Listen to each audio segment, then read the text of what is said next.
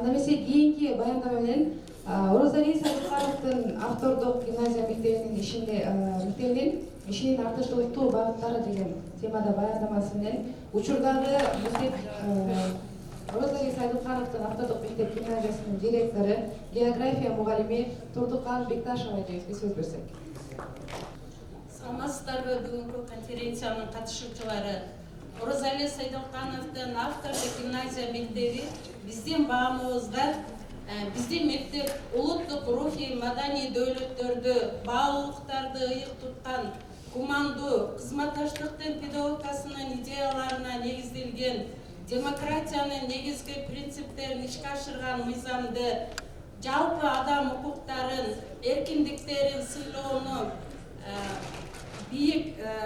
сыйлоону ыйык көрүп тутунган, көп тилдүү билим берүүнү ишке ашырган, англис тилин тереңдетип окуткан, ишенимге, шыктандырууга, жоопкерчиликке артыкчылык берген кадырлуу жана натыйжалуу мектеп.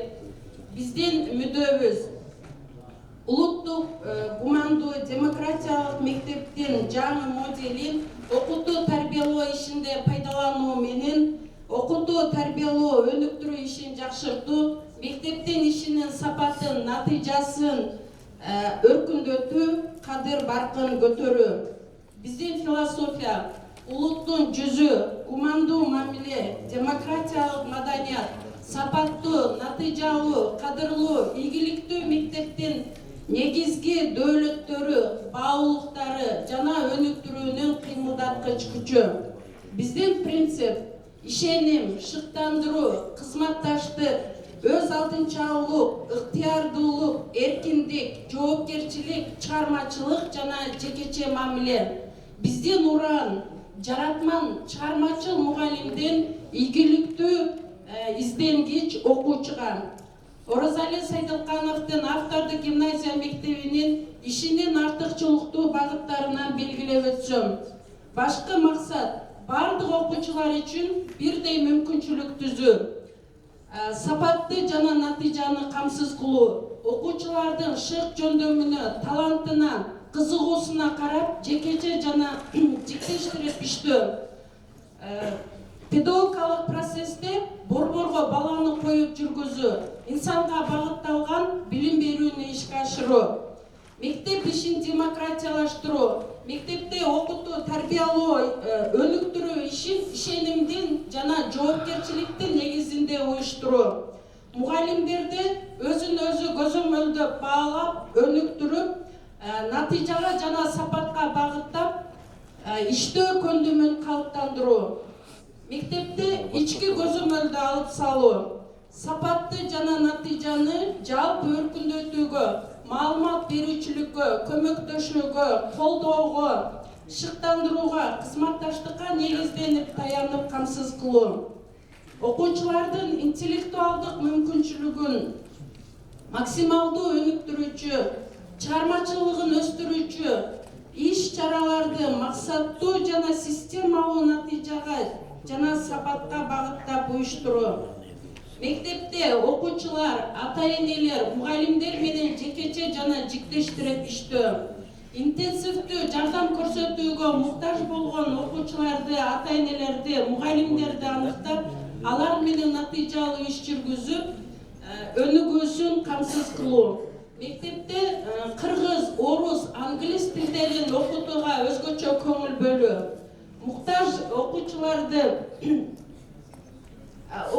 үчүн тил курстарын уюштуруу, класстагы ар бир окуучунун тил өздөштүрүү деңгээлин аныктап, аны өнүктүрүү боюнча жекече иштөө, сабакты турмуш менен байланыштырып өтүү, жаратылышта, паркта, бактарда, музейлерде, мекеме ишканаларда, аянтчаларда өтүү, баары биздин класс долбоорун ишке ашыруу жана сабак турмуш принцибин тутунуу. Ар класстын окуучуларынын курактык өзгөчөлүгүнө ылайык негизги ээ болуучу сапаттарын жана баалуулуктарын иштеп чыгуу. Мектепте дайыма жагымдуу маанай, ишкердик чөйрөсүн түзүлүшүн камсыз кылуу. Сабакты сапатты жана натыйжалыктуу камсыз кылууда окуучулардын өзүн өзү жана бири бирин баалоого кайтарым байланышка өзгөчө артыкчылык берүү, баалоонун чен өлчөмдөрүн системалуу пайдалануу, окуучулардын окууга, жакшы болууга, тынымсыз өнүгүүгө умтулуусуна, кызыгуусуна, каалоосуна дайыма шык дем берип туруу, мугалимдердин эмгегин окуучулардын тарбиялык өнүгүү деңгээлине, билим сапатына, билим берүү стандартынын аткарышына, окуучуларды негизги жана предметтик компетенттүүлүктөргө ээ кылышына жараша чейрек сайын жүргүзүлгөн мониторингдин жыйынтыгына жараша баалуу, максаттуу жашоо көндүмүнө ээ кылуу, жакынкы жана келечектеги максаттарын так аныктоого жана аны аткарууга үйрөтүү, өзүн өзү өнүктүрүү планы менен системалуу иштөөгө адат алдыруу. Мектепте педагогикалык кеңештин заседаниясын өтүүнүн тартиби дагы өзгөртүлгөн. Педагогикалык кеңеш менен күн тартиби 1 ай мурда жарыяланат жана ал боюнча дискуссиялык жана проблемалык суроолор түзүлүп коюлат. Педагогикалык коллективдин мүчөлөрү өзүн кызыктырган проблема боюнча биригишип, проблемалык топ түзүшөт. Ошол проблема боюнча мурдагы иштин абалын жана келечектин перспективасын аныкташат. Проблемалык топтун чакан кеңешин өткөрүшөт. Өз тобунун лидерин көрсөтүшөт. Педагогикалык кеңешмеде проблемалык топтун лидерлери чыгып сүйлөп, өз тобунун иш-чарасын сунуш кылышат. Педагогикалык кеңешме талкуулап, иштиктүү чечим кабыл алат. Оразали Сайдылкановдун автордук гимназия мектеби агайдын идеясынын негизинде ишибизди биз уланта бермекчибиз.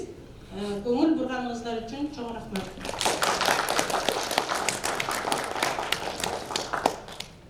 Чоң рахмат Тылбыкан эже сизге дагы. Суроолор боло турган болсо жооп берип өтөлү. Жакшы.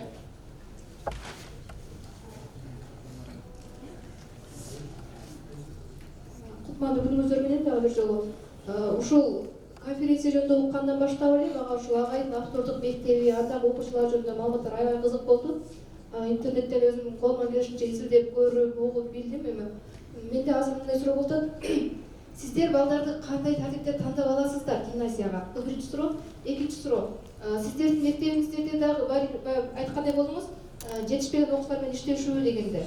Ошондо бир конкреттүү бир методду айтып бере аласызбы? Биз мындай метод менен ошо немелер менен иштешебиз. Рахмат. Конкреттүү бир мындай усул айта аласыздарбы? Мындай иштешебиз. Анан кийин эми сиздердики бар гимназия мектеп болгондуктан бизге караганда балдар менен иштешүү жеңилдик болуш керек. Анткени ал жерде баары тандалган балдар да. Негизги бизде орто мектептерде кандай десек, класста 27 окуучу болсо, анын 7 окуучу жакшы окуйт, а 20 окуучусу менен мындай кененирээк иштешке туура келет да. Ошондо сиздерде ошо конкреттүү усул методдор барбы деп сурайм. Рахмат. Суроого. Биздин мектептин өзү баягы жана кызым айтпадыбы, биздин философиянын бир жагы бул жөндөмсүз бала төрөлбөйт. Жөндөмсүз ата эне болушу мүмкүн, мугалим болушу мүмкүн, бирок жөндөмсүз бала төрөлбөйт. Демек, биздин мектепке тандоо менен кабыл алынбайт. Биз мектеп өзүңүздөр көрдүңүздөр, 13 бөлмө, 9 эле класс. Анан ошо 9 класс ылайыктап, вичесмена ылайыктап гана биз балдардын кеткен балдардын ордуна гана жаңысын алабыз. Бирок тандоо жолу менен эмес. Себеби жаратылыш балага тандоо мүмкүнчүлүгүн берген. Бирөө музыкага кызыгат, бирөө математикага кызыгат, бирөө физикага, бирөө химияга. Ошондуктан биздики биринчи суроого ушул жооп да. Эми кандай сабактар кандай өтүлөт дегенде, бизде сабактар негизи жана эжекелер айтпадыбы. Биз мектептин гумандуулуктун эң башкы, гумандык педагогиканын эң башкы принциби бул баланын экологиясын сактоо деп. баланын табиғи жаратылыш, жаратқаннан берілген мүмкіншіліктерін біз зиян келтірбешіміз керек. Ошон үчүн біз ошол ар бир сабакты планын түзгөндө, иштегенде, ошол ар бир баланы өнүктүрүүгө, маселен, зээндүү балдарга тапшырмалар өзүнчө түзүлөт. Топ жиктештирип иштөө дегенде ошол зээндүүлүгүнө карата. Анан баягы артта калган балдарга өнүгүүсү азырынча кечигип аткан. Биз мында эми Луговскийдин билесиздер, көбүңүздөр таанысыздар, өнүгүүнүн 2 зонасын аныктаган ал киши. Ошо жакынкы зона, анан актуалдуу.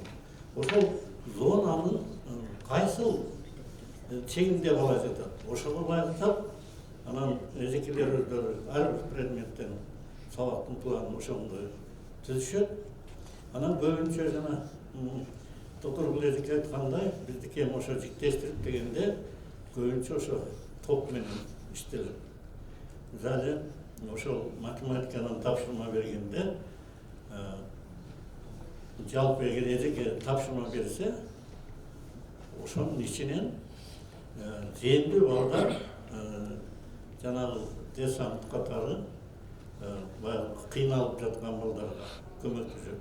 Бирок ушул жерде баягы балдардын бири-бирине баягы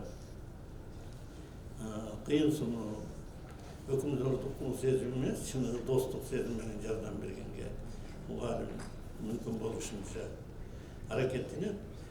Ошол эми эң негизгиси балдардын тандоо эркиндиги. Маселен, тапшырманы бала ар бири ушу жөндөмүнө карай тапшырат. Мен эжекелерден ошону өтүнчүмүн. Маселен, адабияттан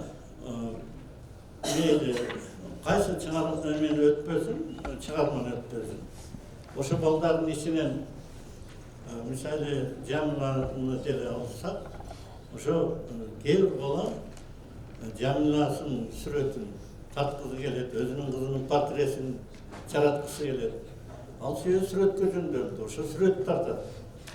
Ал эми экинчи бала анын Жамиланын образын алып чыккысы келет. Ал табиятынан театрга жөндөмдү. Ал ошол тапшырманы тандайт. Ар бир тапшырма, кээ бирөөлөр ошол ички дилин билгиси келет.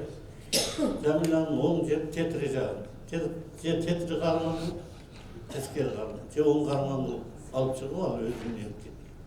Ошон үчүн ал эми жанагы тапкычтыкка шыктуу балдар баягы табышмактарды, кроссвордторду, ребустарды, кыскасын айтканда, ар бир сабак бул ошол балдардын класстагы балдардын деңгээлине жараша өтүлөт. Ошол мүмкүн болушунча бардык предметтен Чоң рахмат. Бизге берилген өрткө кыскача болсо дагы гумандуу мектепти түптөө башкаруу жана иш алып баруу боюнча кенендик маалымат бергенге аракет кылдык сиздерге.